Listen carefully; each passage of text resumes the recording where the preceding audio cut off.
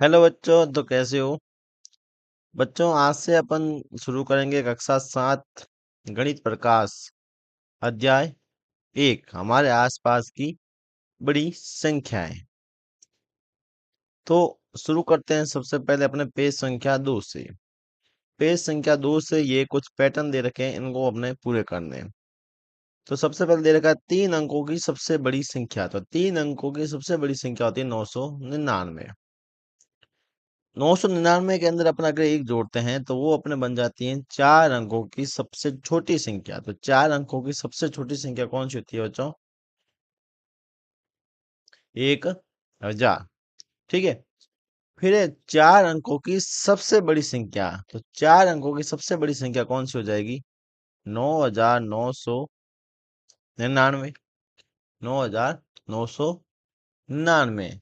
अगर 4 अंकों की सबसे बड़ी संख्या के अंदर अपने एक जोड़ते हैं तो वो बन जाती है 5 अंकों की सबसे छोटी संख्या। तो वो बच्चों कौन सी हो जाएगी? कितनी बन जाएगी बच्चों? 10,000 बन जाएगी। फिर देखिए 5 अंकों की सबसे बड़ी संख्या। तो सबसे बड़ी संख्या 5 अंकों की कौन सी हो जाएगी? 99,999। 99,999। और उसके अंदर अपन अगर जोड़ते हैं तो 6 अंकों की सबसे छोटी संख्या बनती है बच्चों 1,00,000। क्या बनती है? 1,00,000। फिर एक लाख को पढ़ा जाता है। फिर देखिए कुछ बॉक्स उसके अंदर पैटर्न दे रखा है। 99,995। फिर आगे आ गया 99,996। और फिर आ जाएगा 99,997। फिर 99,998। फिर 99,999। 99,999। और उसके बाद में आ जाएगा फिर 1,00,000। क्या आ जाएगा? 1,00,000। फिर 1,00,000। एक 1,00,000। एक। फिर 1,00,000। दो। और फिर 1,00,000। तीन। फिर 1,00,000। चार। क्या आ जाएगा? 1,00,000 4। ये है अपने पेज संख्या 2। फिर पेज संख्या 2 के नीचे ही ये दे रखा है। रॉक्सी और एस्तु ने पाया कि यदि वे प्रतिदिन एक किस्म का चावल खाते हैं तो वे जीवन भर में 1,00,000 किस्म के चावल खाने के निकट भी नहीं पहुंच पाएंगे। फिर रॉक्सी सुझाव देती है, क्या होगा यदि हम 2 किस्मों के चावल प्रतिदिन खाएं? तो क्या हम 100 वर्षों में 1,00,000 किस्म के चावल खा पाएंगे? तो इसे हम सॉल्व करेंगे। ठीक है। प्रतिदिन चावल की किस्म खाती हैं 2। ठीक है। क्या लिखेंगे? प्रतिदिन। प्रतिदिन चावल खाएं। कितने? 2 किस्म। प्रतिदिन कितने खा रहे हैं? 2 किस्म। ठीक है। एक दिन। तो एक साल में कितने खाएंगे? मतलब एक वर्ष में। एक वर्ष में। एक वर्ष में बच्चों अपने होते हैं 365 दिन। तो 2 गुणा 365। 2 गुणा 365। तो 365 को अपन 2 से गुणा करेंगे। 5 दूनी 10, सांस लगी 1, 6 दूनी 12 और 1 13। फिर सांस लगी 1, 2 3 6 1 7। कितना हो जाएगा बच्चों? 730 किस्म। 730 किस्म। ये हो रही हैं अपने एक वर्ष के अंदर। एक वर्ष में कितने चावल खा रहे हैं? कितने किस्में? 730। तो 100 वर्षों में कितनी होगी? तो देखेंगे 100 वर्षों में। 100 वर्षों में। तो 100 वर्षों में एक वर्ष में हो रहा है 730। और तो 100 वर्षों में बच्चा कितना हो जाएगा? 100 वर्षों में हो जाएगा बच्चों 73,000 किस्म। कितनी हो जाएगी? 73,000 किस्म। तो रॉक्सी का सुझाव क्या है ये? पर 1,00,000 किस्म खा पाएंगे? नहीं खा पाएंगे, क्योंकि एक 100 वर्षों में कितने हुए? 73,000 हुए। तो यहाँ लिखेंगे नहीं। नहीं 100 वर्षों में 100 वर्षों में 1 लाख किस्म के चावल नहीं खा सकेंगे। खा सकेंगे। ठीक है बच्चों। फिर आगे बढ़ते हैं। आगे फिर ये क्वेश्चन है। फिर एक क्या होगा यदि एक व्यक्ति 3 किस्मों के चावल प्रतिदिन खाए। 3 किस्मों के चावल प्रतिदिन वो खाता है तो क्या वे 100 वर्षों के जीवन काल में 1 लाख किस्मों का स्वाद ले सकेंगे? तो ज्ञात कीजिए। जो पिछला सवाल था उसी से मिलता जुलता हुआ है। वहां पे 2 किस्मों के खा रहे था व्यक्ति और यहाँ पे 3 किस्मों के खाएंगे। ठीक है। तो यहाँ पे लिखेंगे एक व्यक्ति प्रतिदिन एक व्यक्ति प्रतिदिन यहाँ पे लिखेंगे एक दिन। एक व्यक्ति एक दिन में एक एक दिन में कितनी खा रहा है? 3 किस्म। एक दिन में हो रहे हैं बच्चों 3 किस्म। ठीक है। वही एक वर्ष में फिर कितनी हो जाएगी? एक वर्ष में एक वर्ष में तो 3 गुणा 365। 3 गुणा 365। तो 365 को अपन 3 से गुणा करेंगे। 3 पंजा 15। हाथ लगी एक 6 × 18 एक 19। हाथ लगी एक 3 × 9 और 10। तो ये कितनी हो जाएगी बच्चों? 1095 किस्म। 1095 किस्म हो जाएगी। ये हो जाएगी एक वर्ष के अंदर। तो 100 वर्षों में कितनी हो जाएगी? 100 वर्षों में एक वर्ष की है बच्चों 1095। तो 100 वर्षों में कितनी हो जाएगी? गुणा करेंगे। ठीक है। तो गुणा करेंगे तो ये कितनी हो जाएगी? 1,09,500 किस्म। 1,09,500 किस्म। तो यहाँ पे लिखेंगे यहाँ 100 वर्षों में 100 वर्षों में 1 लाख किस्म का स्वाद ले सकेंगे। एक वर्षों में ये ले सकेंगे। ठीक है। फिर बच्चों आगे बढ़ते हैं। फिर देखिए एस्टो कहता है हम जानते हैं कि यदि हम अधिवर्ष लीप वर्ष को अनदेखा कर दें तो एक वर्ष में 365 दिन होते हैं। लीप वर्ष बच्चों क्या होता है? जो फरवरी जो है 29 की आती है हर चौथे साल आती है। उस केस में क्या होता है बच्चों? जो अपना साल होता है वो 366 दिन का होता है। उसे हम क्या करना है? अनदेखा करना है। हमें सिर्फ 365 दिन ही मानने हैं। उस हिसाब से एक वर्ष मानना है।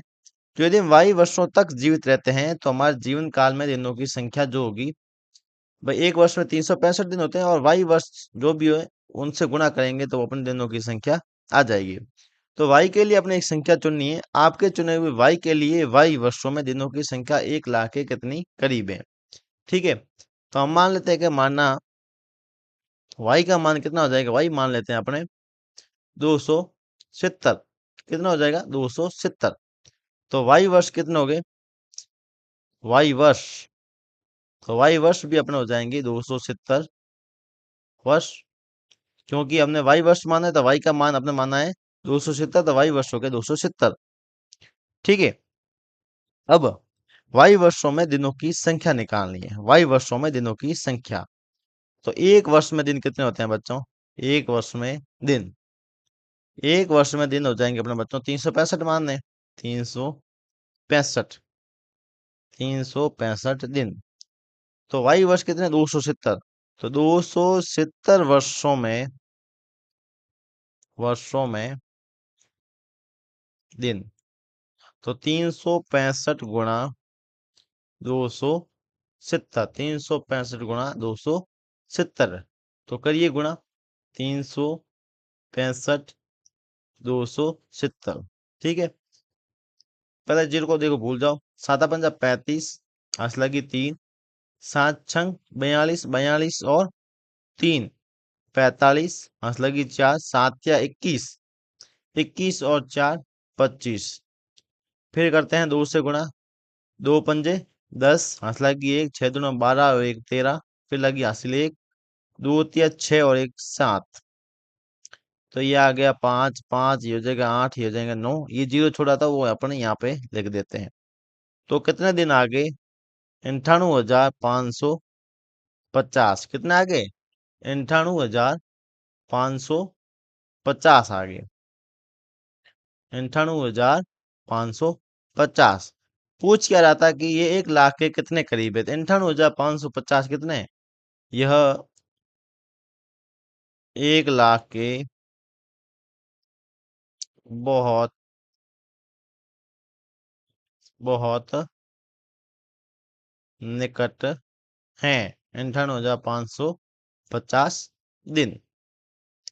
ठीक है बच्चों, फिर देखते हैं आगे। आगे प्रश्न है, पता लगाइए। 2011 की जनगणना के अनुसार चिंतामणि नगर की जनसंख्या थी लगभग 75,000। कितनी थी बच्चों? 75,000। तो 75,000 1 लाख से कितना कम है? ठीक है, तो लिखेंगे 2011 की 2011 की जनसंख्या कितनी है बच्चों? 75,000। और ये 1 लाख से कितनी कम है? 1 लाख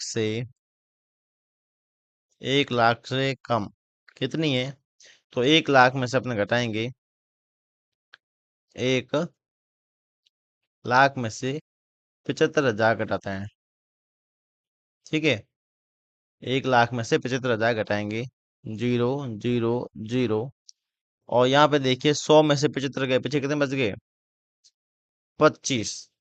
तो कितनी कम है? 25,000 कम है। ठीक है, तो यहाँ पे लिखेंगे कितनी कम है? 25,000। यहाँ पे लिखते हैं 25,000 कम है। कितनी कम है? 25,000 कम है। फिर देखिए दूसरा प्रश्न। वर्ष 2024 की चिंतामणि नगर की अनुमानित जनसंख्या 1,06,000 थी। तो 1,06,000 1 लाख से कितना अधिक है? तो 2024 की 2024 की जनसंख्या कितनी है? 1,06,000। ठीक है, तो 1 लाख से अधिक, 1 लाख से कितनी अधिक है? 1 लाख से अधिक।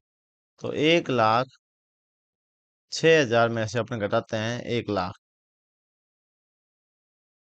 1 लाख घटाते हैं। ठीक है, तो ये घट जाएंगे तो पीछे क्या बच जाएगा? 6,000। तो 6,000 अधिक है। कितने अधिक है? 6,000 अधिक है। फिर देखिए तीसरा प्रश्न है कि 2011 से 2024 तक चिंतामणि नगर की जनसंख्या कितनी बढ़ी? तो 2011 की जनसंख्या, 2011 की जनसंख्या, 2011 की जनसंख्या कितनी थी बच्चों? 75,000। कितनी थी? 75,000। और 2024 की जनसंख्या, 2024 की जनसंख्या थी 1,06,000। ठीक है, तो कितनी बड़ी? तो जनसंख्या बड़ी, जनसंख्या बड़ी। कितनी बड़ी? 1,06,000 में से अपन घटाते हैं 75,000। ठीक है, जीरो में से जीरो गया, जीरो, फिर जीरो में से जीरो गया, जीरो। 6 में से 5 गए, एक बचा, और 10 में से 7 गए, पीछे गए 3। तो कितनी बड़ी है बच्चों? जनसंख्या बड़ी है 31,000। कितनी बड़ी है? 31,000 बच्चों, जनसंख्या जो है बड़ी है। फिर आगे देखते हैं बड़ी संख्याओं की अनुभूति। बड़ी संख्याओं की अनुभूति।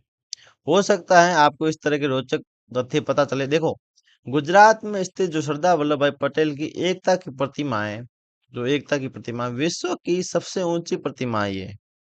इसकी ऊंचाई है लगभग 180 मीटर। कितनी है बच्चों? 180 मीटर। कहा जाता है कि कर्नाटक के कुंचिकल जलप्रपात जो लगभग है 450 मीटर ऊंचाई से ये गिरता है। ये जो जलप्रपात है 450 मीटर से गिरता है। यह अनुमान लगा पाना सदैव सरल नहीं होगा कि ये माप कितने बड़े हैं, परंतु जब उनकी तुलना पहले से परिचित किसी वस्तु के साथ करते हैं तब उनके आकार की बेहतर समझ होती है। आइए अब हम एक उदाहरण देखते हैं। दाईं ओर चित्र को देखिए, ये अपने एक चित्र दे रखा है। यहाँ पे देखो ऊपर खड़ा है सोमू। कौन खड़ा है? सोमू। सोमू जो है 1 मीटर लंबा है। यदि प्रत्येक तल उसकी ऊंचाई का 4 गुना हो तो भवन की अनुमानित ऊंचाई क्या है?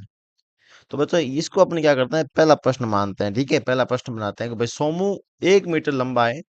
यदि प्रत्येक तल उसकी ऊंचाई का 4 गुना हो तो भवन की अनुमानित ऊंचाई क्या होगी? ठीक है, इस पहले प्रश्न का हल करते हैं हम। ठीक है, तो सोमू की ऊंचाई, सोमू की ऊंचाई कितनी है बच्चों? 1 मीटर। कितनी है? 1 मीटर। ये एक नंबर प्रश्न बना के आपको लिखना है। सोमू की ऊंचाई होगी 1 मीटर। ठीक है। ठीक है, फिर प्रत्येक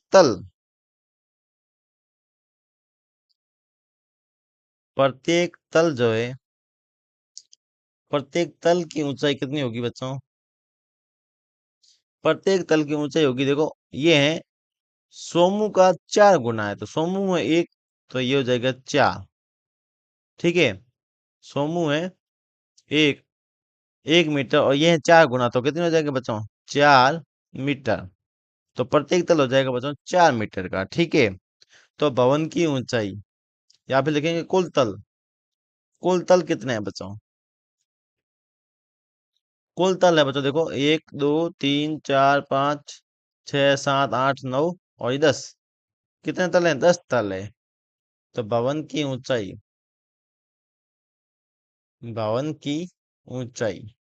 प्रत्येक तल है 4 मीटर का, टोटल तल है 10। तो कितनी हो जाएगी भवन की ऊंचाई? 40 मीटर। कितनी हो जाएगी बच्चों? 40 मीटर। फिर इसको अपने मानना है दूसरा प्रश्न। कौन ऊंचा है, एकता की प्रतिमा या भवन? तो कितना ऊंचा है? ठीक है, दूसरे का लिखेंगे हम यहाँ पे। ठीक है, दूसरे का हल। सबसे पहले देखिए कौन ऊंचा है, एकता की प्रतिमा। एकता की प्रतिमा, एकता की प्रतिमा कितनी है बच्चों? 180 मीटर। कितनी है? और भवन, भवन की ऊंचाई है 40 मीटर। तो कौन ऊंचा हो जाएगा? तो यहाँ पे लिखेंगे एकता की प्रतिमा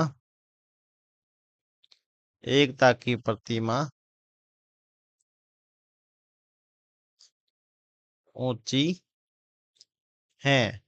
कितनी है? तो 180 में से अपन 40 घटाएंगे, तो 140 मीटर भवन से क्या है? ऊंची है।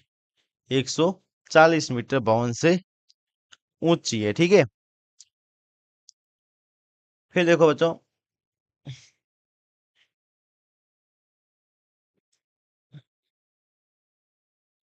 फिर देखो ये तीसरा प्रश्न। कुंचिकल जलप्रपात सोमू के भवन की तुलना में कितना ऊंचा है? तो कितना ऊंचा है? तो यहाँ पे अपन करते हैं, कुंचिकल जलप्रपात सोमू के भवन की तुलना में कितना ऊंचा है? तो देखेंगे सबसे ये हो गया अपना तीसरा प्रश्न। कितना हो गया? तीसरा प्रश्न। तो तीसरा प्रश्न का उत्तर लिखेंगे कूची कूचिकल। ठीक है, कूचिकल जल कूचिकल जलप्रपात, जलप्रपात कूचिकल जलप्रपात की ऊंचाई तो कूचिकल जलप्रपात की ऊंचाई है बच्चों 450 मीटर। ठीक है। और पूछा है भवन, तो भवन की ऊंचाई, भवन की ऊंचाई, भवन की ऊंचाई है बच्चों 40 मीटर। कितनी है? 40 मीटर। ठीक है। तो तुलना करनी है अपन इनकी दोनों की। ठीक है। तो तुलना करेंगे तो 450 में से अगर 40 घटाते हैं तो पीछे बचते हैं 410 मीटर। तो 410 मीटर जो है ऊंचीकल जल प्रपात ऊंचा है। ठीक है बच्चों। फिर देखते हैं चौथा प्रश्न है ये। चौथा प्रश्न है कि सोमू के भवन में कितने तल होने चाहिए ताकि उसकी ऊंचाई जलप्रपात की ऊंचाई के समान हो जाए। ठीक है। तो यहाँ पे करते हैं ऊंचीकल जल प्रपात की ऊंचाई कितनी है? 450 मीटर। 450 मीटर। और भवन की ऊंचाई है 40 मीटर। कितनी है? तो 40 मीटर। अब भवन की ऊंचाई कितनी बढ़ानी है? तो भवन की ऊंचाई,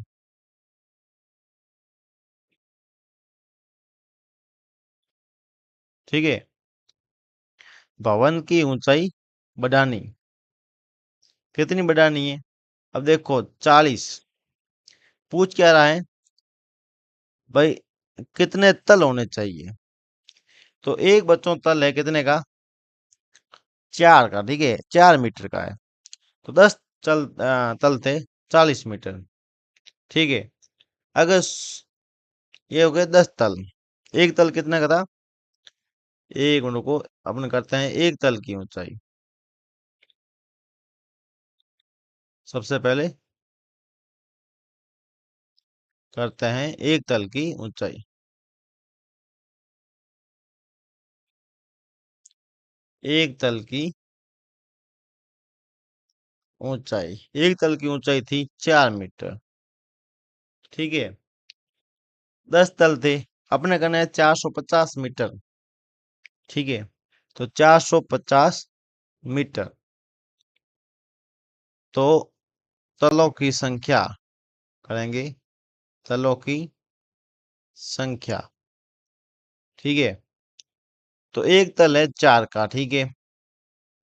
अगर हम इस पे तल बढ़ाते हैं 100, 100 तल करते हैं तो हो जाएंगे 400। ठीक है। 100 तल करते हैं 400। और 150 करे तो यहाँ पर करते हैं, तलों की संख्या करनी है तो अपने ऐसे करते हैं 450 में भाग देते हैं 4 का। ठीक है। तो 4 एकम 4, फिर इसमें देंगे 4 एकम 4, एक बच गया, 10 हो गए। 4 दूनी 8, कितने हो गए? 4 दूनी, देखो 4 एकम 4, फिर इसमें 4 एकम 10 बच गए, 4 दूनी 8, पीछे बच गए 2, 4 पंजा 20। तो लगभग अपने होने चाहिए 113 तल। कितने होने चाहिए?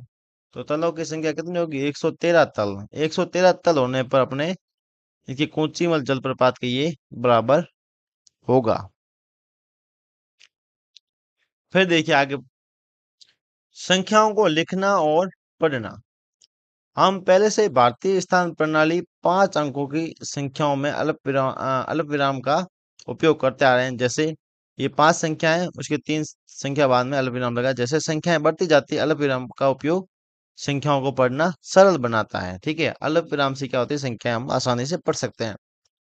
हम अल्प विराम का उपयोग अंकों के बीच में करते हैं। जैसे 10,000 के स्थान पर 1 लाख के स्थान के बीच, जैसा कि आपने पहले ही देखा, ये देखो सबसे पहले 10,000, ये हो गया 1000, फिर हो गया ये 1 लाख। ठीक है। फिर ये कितनी हो जाएगी? 12,78,830 का संख्या नाम, 12,78,830। इसी प्रकार संख्या जो है 15,75,000 को शब्दों में 15,75,000 कहेंगे। तो कॉमा से क्या होता है, ये अलग विराम से क्या है, संख्याओं को पढ़ना जो है अपने आसान हो जाता है। तो देखिए ये है, नीचे दी गई संख्याओं को क्या करना है, शब्दों में लिखना है। तो सबसे पहले ए, कितनी संख्या दे रखी है, ये देखो, इकाई दहाई सैकड़ा, ये हो गई 100 वाली, ये हो गई 1000 और ये हो गई लाख। तो ये हो गए 3,00,000, 3,00,000 6 सौ, 600। फिर बी, ये कितने, 5,04,85। कितनी हो जाएगी, 85। 5,00,000, 5,00,000,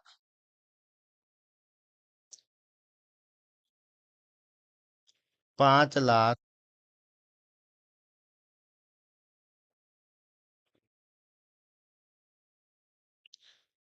4,000, 4,000,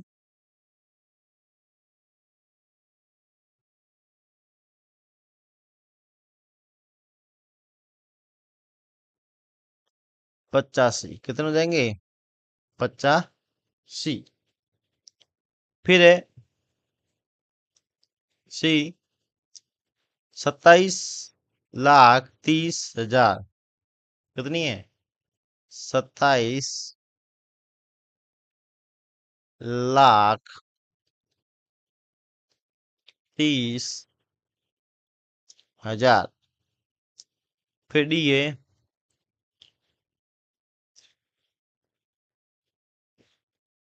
70,53,138। कितनी हो जाएगी,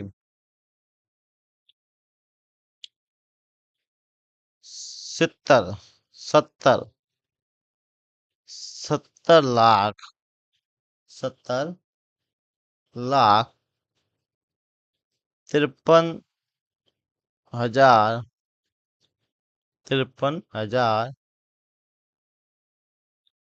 138। 138।